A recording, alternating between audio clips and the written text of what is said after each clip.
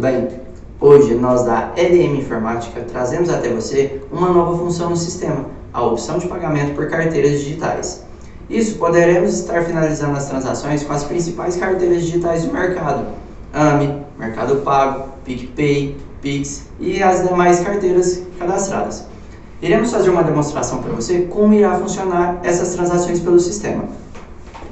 Referente à venda, não irá mudar nenhuma forma, irá realizar a venda da mesma forma que o sistema já utiliza. Para finalizar essas transações por carteira digital, iremos apertar a tecla F9 e o sistema trará para nós todas as carteiras digitais já cadastradas no sistema.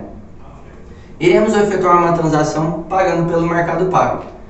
Iremos apertar a tecla respectiva, o sistema irá gerar o QR Code na tela, podendo fazer a leitura pelo QR Code da tela, ou então fazer a impressão desse QR Code, trazendo assim mais facilidade para o seu cliente para fazer a leitura do QR Code.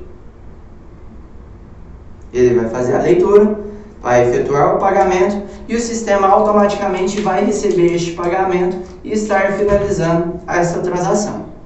Essa é mais uma das facilidades que nós, da LM Informática, trazemos até você. Obrigado.